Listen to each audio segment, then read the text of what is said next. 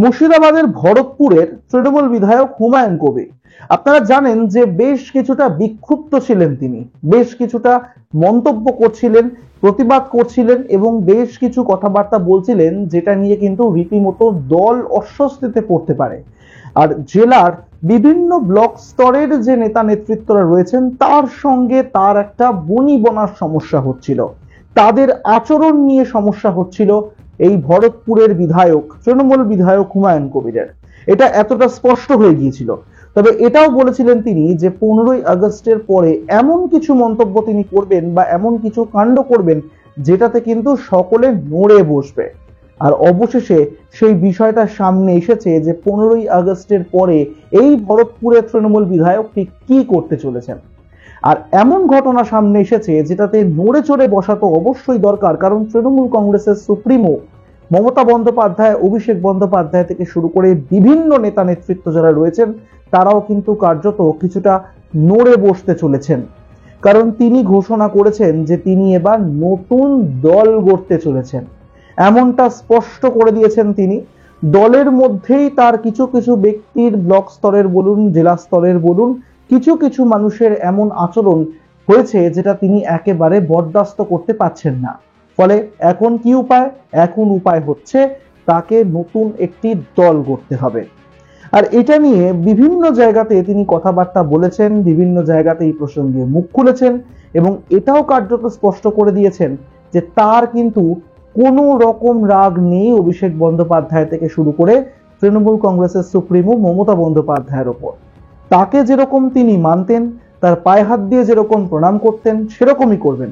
আবার যদি মুখ্যমন্ত্রী মমতা বন্দ্যোপাধ্যায় তথা তৃণমূল সুপ্রিমো তাকে বলেন যে দল থেকে বেরিয়ে যেতে, যেই মুহূর্তে বিজ্ঞপ্তি প্রকাশ করা হবে সেই মুহূর্তে তিনি দল ছেড়ে বেরিয়েও যাবেন, এমনটা কিন্তু স্পষ্ট করে দিয়েছেন হুমায়ুন কবির।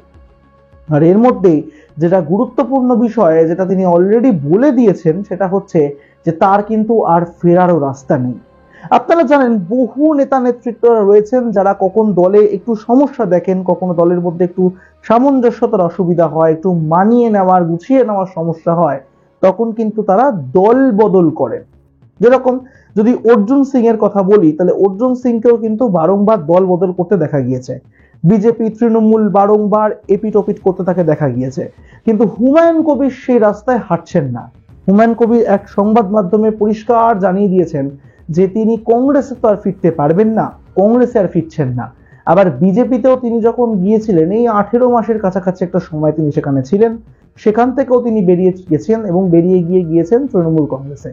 এবার তৃণমূল কংগ্রেস যদি তাকে ছাড়তে হয় তাহলে আর বিজেপি বা কংগ্রেসে ফেরার কোনো রকম রাস্তা তার কাছে নেই।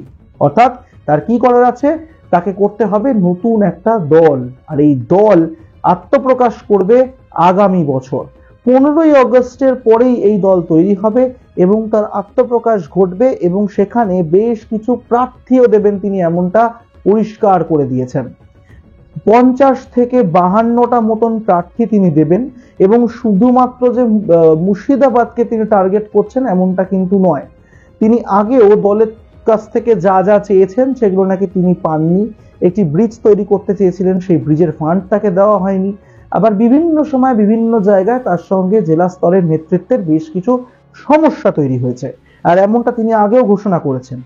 বলেছিলেন একটি সভা থেকে এই যে তিনি রাজনীতি করতে এসেছেন, তিনি খুনোখুনি করতে চান না, আর 15ই আগস্টের পরে রীতির মতন একটা বোম ফাটাবেন। আর এবার সেই সময় এসেছে যখন 15ই আগস্টের পরে তিনি এই বোমাটা ফাটাবেন। কিরকম বোমা ফাটাবেন সেটাও কিন্তু বোঝা হয়ে গেল। নতুন একটা দল গড়ছেন, স্পষ্ট করে দিয়েছেন তৃণমূল কংগ্রেস নেত্রী তাকে বার করে যদি দেয় তাহলে তিনি বেরিয়ে যাবেন। আর তিনি দলে থেকে অন্য একটি দল গড়বেন নাকি সেই বিষয়ে কিন্তু পাকাপাকিভাবে স্পষ্টভাবে কিছু তিনি বলতে চাননি বা এখনো পর্যন্ত বলেননি। তবে আবারও বলছি, মুর্শিদাবাদ থেকে নয়, অন্যান্য বেশ কয়েকটি জেলা তার নজরে রয়েছে, ইনক্লুডিং মুর্শিদাবাদ, যেখান থেকে তিনি প্রার্থী দিতে চলেছেন আগামী বিধানসভা নির্বাচন। 26-এর বিধানসভা নির্বাচন নিয়ে প্রায় আপনাদের সামনে ভিডিও রাখি, প্রায় কথাবার্তা হয়, আলাপ আলোচনা হয়, আপনারা আপনাদের মতামত রাখেন আমাদের সামনে। আর তখন এই বিজেপি সিপিআইএম তৃণমূল নিয়ে যখন কথা হয় তখন আগের সময় আমরা জানতাম না যে এরকম একটা খবর আপনাদের সামনে আমাদের রাখতে হবে, যে সেখানে একটা নতুন দল মাথাচাড়া দিয়ে উঠবে। বাংলাতে কংগ্রেস লড়বে, বাংলাতে বামেলা লড়বে, সেখানে বিজেপি লড়বে, তৃণমূল কংগ্রেস তো থাকছেই, তার সঙ্গে এবার হুমায়ুন কবিরের নতুন দল লড়বে। আর মুর্শিদাবাদ, উত্তর দিনাজপুর, দক্ষিণ দিনাজপুর, মালদা, এই সকল জায়গাতে এবং নদিয়াতে, এই জেলাগুলো আপনাদেরকে যে বললাম, এই জেলাগুলোর মধ্যে কিন্তু তিনি ঘুরপাক খাবেন তার প্রার্থীদেরকে রাখার জন্য। এই সব জায়গা থেকে প্রার্থীরা উঠে আসবে হুমায়ুন কবিরের নতুন দল থেকে। ফলে স্পষ্ট হচ্ছে যে তৃণমূল কংগ্রেসের বেশ কিছুটা ভোট কিন্তু কেটে নিয়ে যেতে পারেন হুমায়ুন কবিরের এই নতুন দল। তাই জন্য আগামী দিনের রাজনীতির খেলা কিন্তু আরেকটু মোচড় দিল, আরেকটু অন্যদিকে ঘুরলো বলে মনে করা হচ্ছে। নতুন এই যে ঘোষণা হুমায়ুন কবিরের, সেটা নিয়ে আপনারা কি মনে করেন সেটা কিন্তু অবশ্যই আমাদেরকে কমেন্ট করে জানাবেন। কমেন্ট বক্স খোলা রাখছি আপনাদের জন্যই। সাবস্ক্রাইব করতে ভুলবেন না আমাদের ইউটিউব চ্যানেল এক ঝলকে মিডিয়া।